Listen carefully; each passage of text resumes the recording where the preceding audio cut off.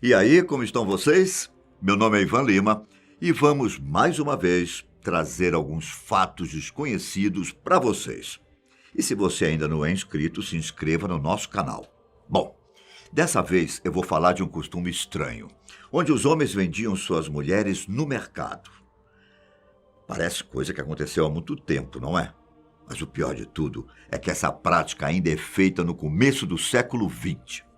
Se atualmente é normal a gente ver casais se divorciando, antigamente alguns homens optavam por vender suas mulheres. Assim, tanto elas quanto eles poderiam ter uma vida nova. E não pense que todas as mulheres achavam ruim. Não, não. Na verdade, algumas esposas geralmente aceitavam por vontade própria, para desfazer um casamento infeliz. Na venda, os homens colocavam as mulheres em um cabresto, puxando elas por uma corda, como se fosse vender uma vaca ou uma cabra no mercado. Depois, eles iniciavam um leilão, e quem pagasse mais pela mulher só precisava acertar o valor e sair com sua nova esposa, que tinha que seguir todas as obrigações conjugais. Realmente, era como vender um animal, pois além de levá-la em um cabresto, eles ainda citavam em voz alta seu peso e suas maiores virtudes. Além de tudo, não era incomum ver crianças que iam junto com o pacote. Mas como foi que essa prática começou? Quem foi o energúmeno que teve essa ideia? Segundo as pesquisas do nosso roteirista, não foi encontrada nenhuma informação sobre onde a prática do leilão de esposas começou. Há um caso que aconteceu em 1302, onde um cara entregou sua esposa para outro homem. Mas as informações são muito rasas.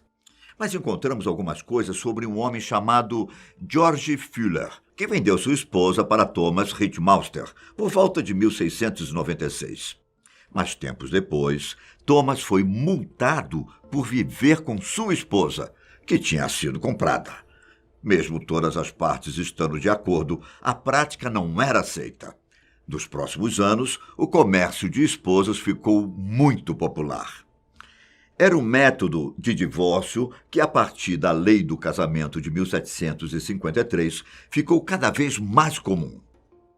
Por que a lei influenciou essa prática? Antes, duas pessoas poderiam simplesmente concordar que eram casadas, sem fazer registros ou oficializar o vínculo, desde que não fosse um relacionamento proibido pela lei divina. Assim, quando duas pessoas resolvessem se separar, era mais fácil. Só que a lei passou a exigir que um clérigo realizasse um casamento, para torná-lo juridicamente oficial. Pelo fato da separação ter se tornado um pouco mais complicada, vender as esposas em leilões ficou muito comum, principalmente entre os plebeus, já que não havia uma maneira legal de se divorciar. Obviamente, a lei não permitia, mas mesmo assim, muita gente ousava fazer os leilões às escondidas. E a igreja e o governo, durante um bom tempo, resolveram fechar os olhos para os leilões. Embora, em alguns casos, eles prendessem o vendedor, o comprador e a mulher à venda. Como nessa época muitas pessoas viviam infelizes no casamento e o divórcio era proibido, os plebeus britânicos davam seu jeitinho para conseguir acabar com o casamento. De vez em quando, comprar a mulher do outro homem gerava alguns problemas. Segundo a lei, a mulher que se casasse com outro homem era praticamente propriedade dele. Ou seja, o homem era obrigado a cuidar da sua esposa e isso incluía ter que arcar com qualquer despesa que ela causasse. Só que, para a justiça, quando um homem se relacionava com uma mulher casada, ele estava, de fato, roubando a propriedade de outro homem. Vocês conseguiram entender? Deixa eu ser um pouco mais claro. Vamos supor que João se casou com Maria, o que lhe dava a obrigação de cuidar e sustentar Maria. Só que, anos depois, João vendeu Maria para José. Mesmo assim, segundo a lei da época, José podia ser acusado de roubo de propriedade. E João ainda tinha que arcar com todas as dívidas de Maria. Então eram dois problemas. O marido ainda era legalmente obrigado a arcar com qualquer dívida da sua esposa e ter que sustentá-la. Quanto ao novo marido, ele podia ser multado e até preso por roubar uma propriedade de outro homem. Agora deu para entender? O risco existia, mas mesmo assim, os plebeus leiloavam suas esposas. Essa história das esposas serem propriedade dos maridos explica o fato delas serem vendidas como animais. Afinal, se elas realmente eram propriedade dos homens, por que o marido não podia vender sua esposa e suas obrigações, assim como ele fazia com seu gado? Eu sei que é bizarro, mas era assim que as leis funcionavam e era assim que os homens e mulheres pensavam. Mas e as mulheres? O que elas achavam disso? Como eu disse no começo do vídeo, muitas delas concordavam em serem leiloadas. Embora a maioria de vocês pense que elas não concordavam com a prática, existem centenas de casos documentados onde as mulheres eram vendidas com seu consentimento. Embora elas não gostassem da maneira como as coisas eram feitas, elas tinham o direito de se recusar a serem vendidas, até que um comprador do gosto delas fosse encontrado. Mas será que uma mulher podia comprar a si mesma? Existe um caso em específico que aconteceu em 1822, na cidade inglesa de Plymouth, quando uma mulher pagou 3 libras por si mesma.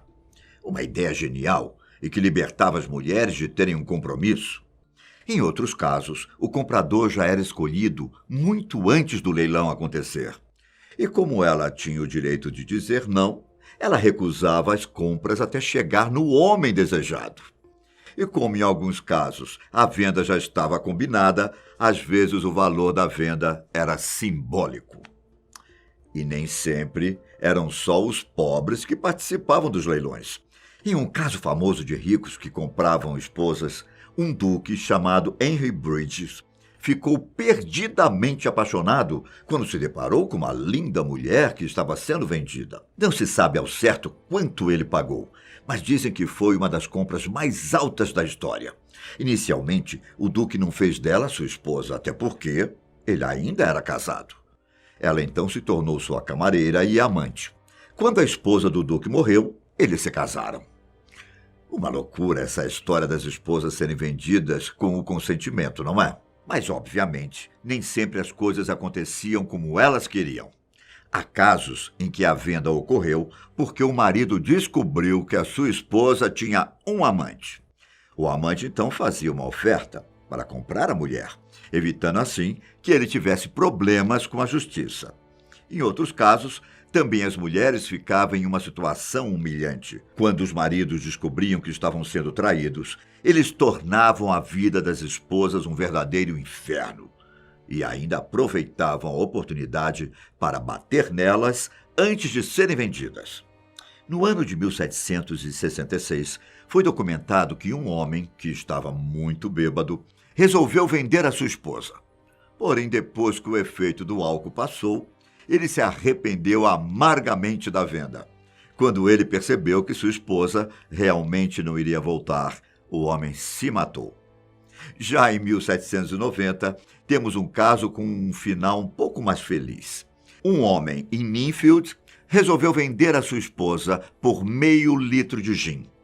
Porém, assim como o caso anterior, ele se arrependeu amargamente e pagou um valor muito elevado para ter a esposa de volta. Quanto à forma como os leilões eram feitos, as pessoas faziam questão de que todo mundo soubesse da venda, pois isso garantia que todos da cidade soubessem que o marido não era mais responsável por sua esposa, nem por suas dívidas ou outras obrigações.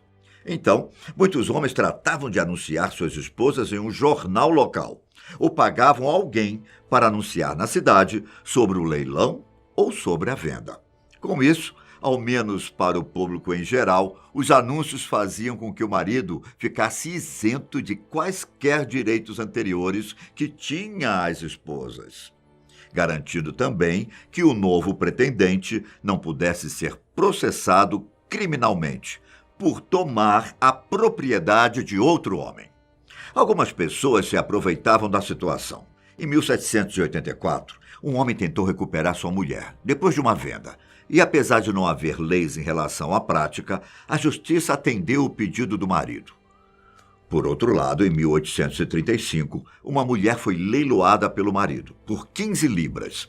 Porém, após a morte do seu ex-marido, ela reivindicou uma parte dos seus bens como esposa. Os tribunais cederam os bens para a mulher, mesmo com a família do homem relatando que ela tinha sido vendida em um leilão. A prática de leiloar esposas só passou a ser reprimida pelas autoridades em meados do século XIX. Para que esse tipo de coisa não acontecesse mais, a lei do divórcio foi reformulada finalmente, permitindo, pelo menos, alguns meios acessíveis de divórcio. A prática morreu ainda no século XIX, embora em 1926 um homem chamado Horácio Clayton acabou conseguindo comprar uma mulher por 10 libras, a quem ele chamava de esposa. Eu vou me despedindo por aqui, mas não esqueça de deixar seu like, caso tenha gostado do vídeo e mesmo que não tenha gostado. Um grande abraço. Tchau!